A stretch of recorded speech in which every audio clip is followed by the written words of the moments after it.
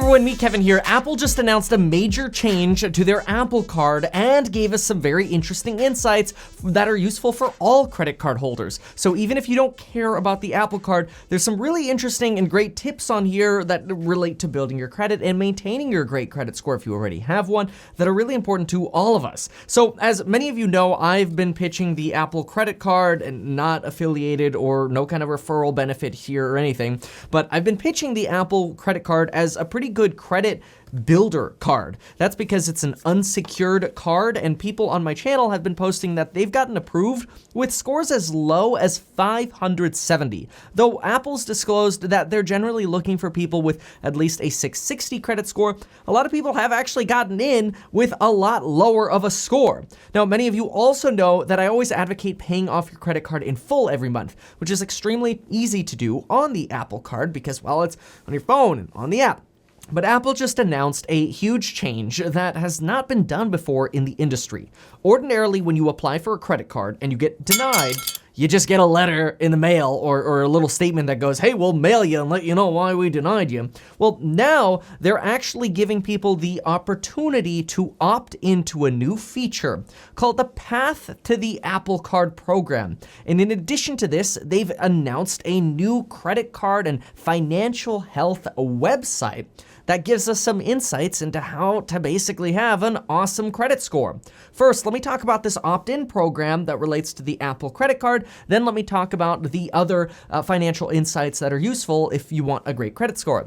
So this Apple opt-in program will give you the ability to opt in to a once-a-month update on how your progress towards building credit for a credit card, like the Apple credit card, is going. For example, the app might give you suggestions like, hey, catch up on some past due balances, make your payments on time or early, you should lower your overall debt. Now, some of these things might be obvious, but they're now giving milestones and helping you check in every month to get you on sort of a 4-month process to getting a credit card that's an unsecured credit card if you have not yet gotten one.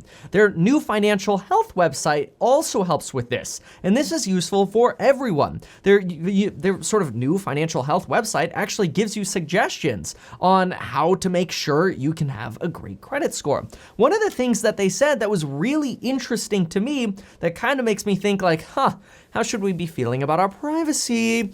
Is they say, in general, it's a good idea to make sure you have money left over after you pay your monthly obligations. Now, they could just be generically saying this because obviously that sounds like spectacular advice, but they say this in the same sentences or same section of the website as they tell you what else you should be doing with your credit card habits to increase your score, and it kind of implies that they use whatever information they have available on you, including what other bank balances you might have, to determine your credit score. Now, that's just an implication. Obviously, how your credit score is built is a very mysterious algorithm that TransUnion, Equifax, and Experian all put together, the 3 different credit bureaus, but they give us some other advice as well. Here, for example, is a little bit more of a conventional one. Be consistent in paying off your debts. And here's a newer one. Avoid submitting multiple applications for credit cards in a short period of time. This is a really interesting suggestion because I think it sort of sends a signal to credit bureaus if all of a sudden they see, we got somebody here applying for 3 different new credit cards at the same time, that perhaps you're in urgent need of cash right away. And if you were in urgent need of cash right away, you probably wouldn't be able to get like a refinance on a home or a refinance on a car because you'd be going through much more of an application process, but maybe you could apply for and get approved for multiple credit cards at a time. So this is another really interesting credit building tip to avoid submitting multiple applications at a time. Obviously, submitting or paying more than the minimum, great advice. Keeping accounts open for the long term, great advice because length of credit history always goes into building your credit. And overall, I just encourage you to check out the website. I'll link it down below and give it a scroll around. There's some easy little simple tips that you can follow. Now remember, if you plan on applying for the Apple Card, you are going to have to unfreeze your TransUnion credit bureau if you have a credit freeze going with TransUnion. If you don't even know what freezing your credit is, I have been talking about freezing your credit for years on this channel, and I highly encourage everyone watching this video to do it. The odds are you will finish watching this video so, and 99% of you will go on with your credit unfrozen, which leaves you very susceptible to fraud, which is bad. Anyone can, well, maybe not during the lockdown, but ordinarily anybody could just walk into Macy's with your social security number and a fake driver's license with their picture on it and create a credit card in your name and with your social. And if you think, well, nobody's got my name and social, you're wrong. It's on the dark web. It's all over the internet, because guess who's been hacked? Experian, Equifax, they've all been hacked. Come on, your information's out there. So freeze your credit. You wanna just Google freeze credit, TransUnion, Experian, Equifax, and then you can get your credit frozen. Now, by the way, Apple is also, and this sounds like an ad, I promise you, the only things sponsored here are, well, me telling you to get life insurance, because there's a great program for life insurance in the link below that I use, and I actually use my Apple card to Apple Pay for that life insurance automatically every month, so that makes having a nice $1 million life insurance policy really easy, and it was surprisingly inexpensive. Get a quote in the link below in as little as 5 minutes and sign up for it. Super easy.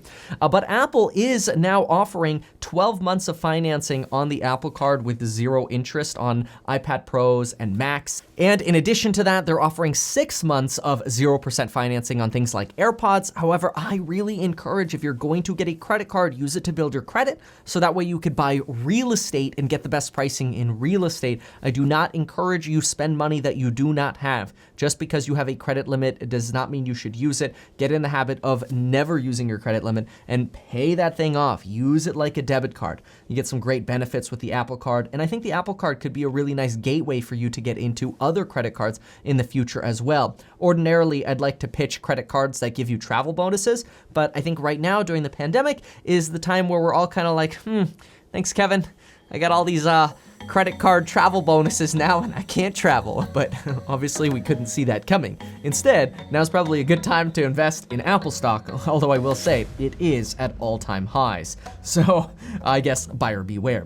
Thank you so much for watching this update. If you like this update on credit cards, let me know if you'd like more credit card related videos. Leave me a comment down below. I try to read every single comment y'all post. Check out the coupon code that is expiring on July 4th for my program in the link down below. And folks, we will catch you next time.